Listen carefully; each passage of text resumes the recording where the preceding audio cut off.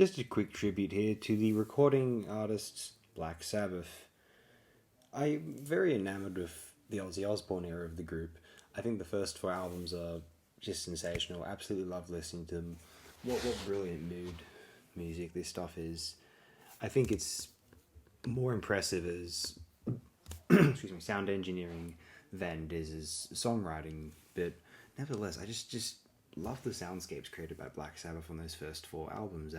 That the 70s proto doom metal sound. That's gorgeous. Love it. I like the fifth album less so, but I still like it. Sabotage I like. Sabotage, whatever you want to refer to it as. I love that album quite a bit. Technical Ecstasy I thought was a bit of a misfire. Obviously I was alive in 1976 to have that opinion. And then in 78, Never Say Die. I love that album actually. I think it's a ton of fun to listen to. I know it's sloppy as hell. That's the fun of it. And then they remove Ozzy Osbourne, and the manager's insistence. The manager's daughter goes on to be known as Sharon Osbourne, and the band decides that Ronnie James Dio, he's recently left Ritchie Blackmore's Rainbow, and the Rainbow had gone to release some rubbish basically after that. But Black Sabbath and Dio put out Heaven and Hell in 1980, which I'm going to say this is my third favourite Black Sabbath album. The bass is loud, the songs they're of a certain tempo. Some of the songs are faster and they remind one of the up-and-coming punk-inspired new wave of British heavy metal.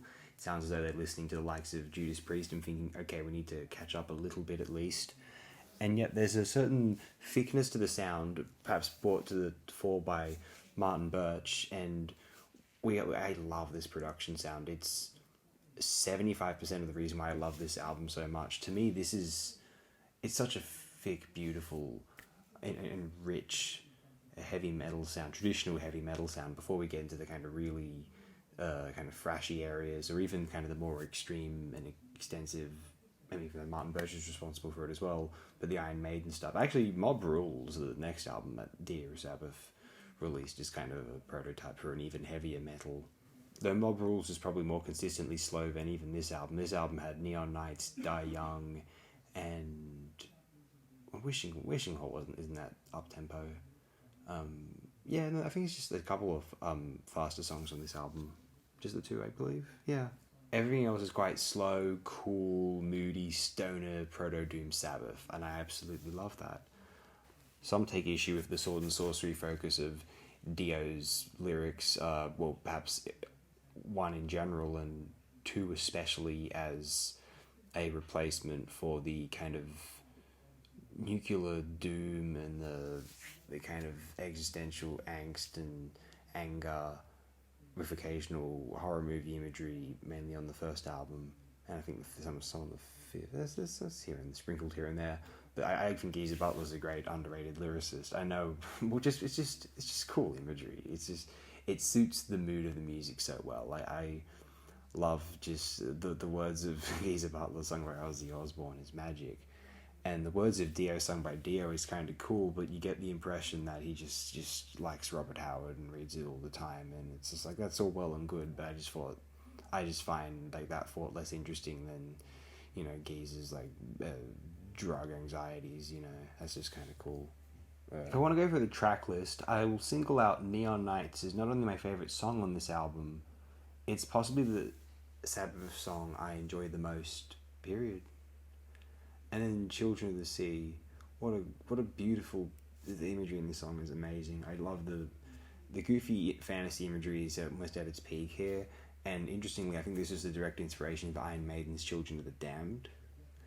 Compositionally, it's just an excellent way of Black Sabbath demonstrating their songwriting versatility and moving heavy metal into a more potentially bardish direction, and then you get kind of storylines and songs influencing Iron Maiden songwriting, which then influences the kind of epic suites of power metal, and then the double album odysseys of all these billions of bands, Ice Earths and Halloweens, and there's many bands on the Hudson Valley Squares or whatever.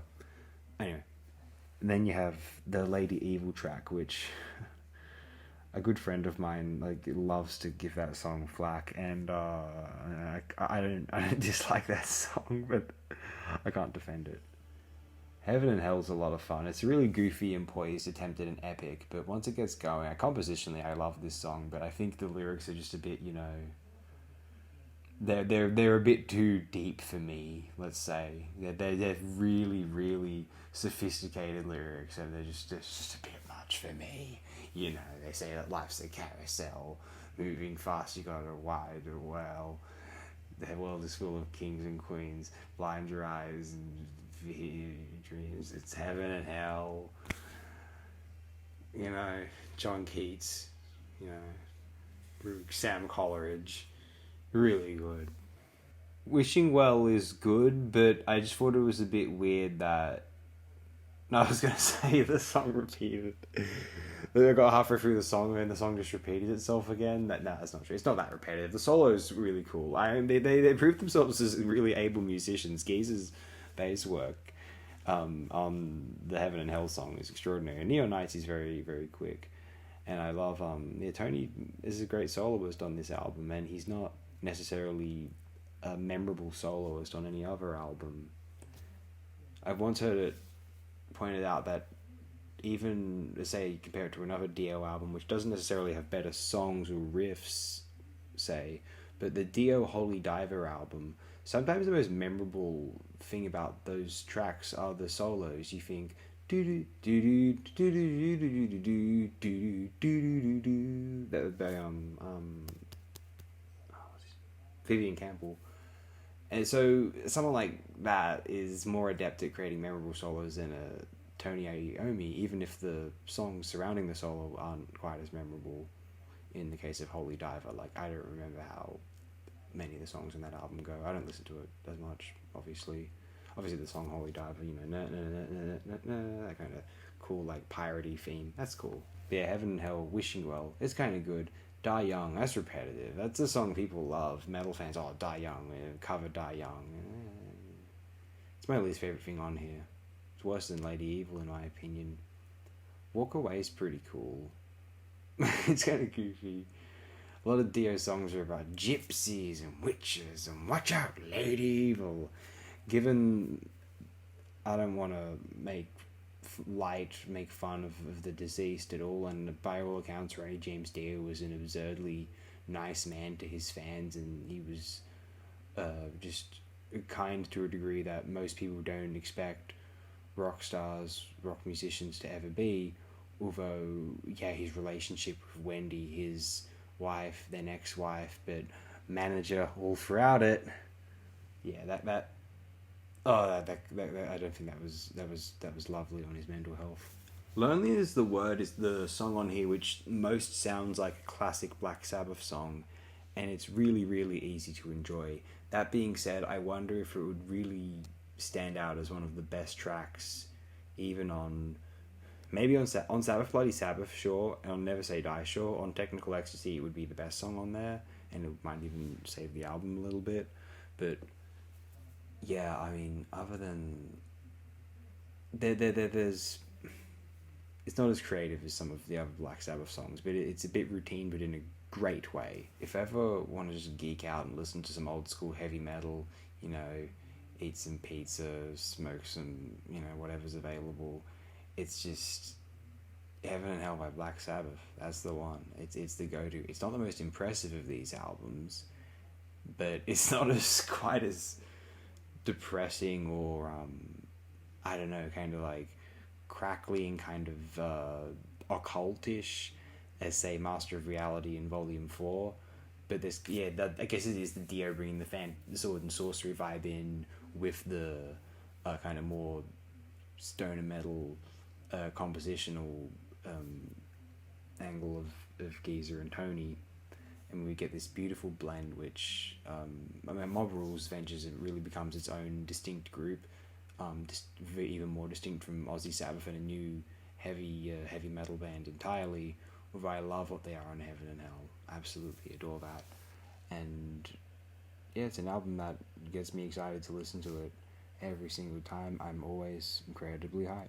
Often considered a kind of maybe almost a contentious maybe consider one of Martin Birch's lesser productions. People seem to love the production on Mob Rules, but they call the production on this a bit weak, and maybe they'd sooner praise the work on Maiden or the work he did with Blue Oyster Cult around this time on Cultosaurus Erectus and Fire of Unknown Origin.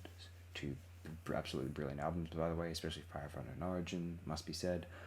Seeing the Black and Blue tour with BOC and Black Sabbath must have been glorious, and one of the greatest T-shirts I've ever seen is they put out a shirt for that tour which features Godzilla fighting the devil, to fit with the BOC meets Black Sabbath theme. But in any case, despite this being considered a lesser Martin Birch production, it's my favourite Martin Birch production. Or actually, it's probably the Fire of Unknown Origin, but other than that, it's this. I can't get enough. If you ever want to feel okay about being 14 years old mentally for the remainder of your life, this is possibly the best album you can do that with, or at least my personal favourite of them.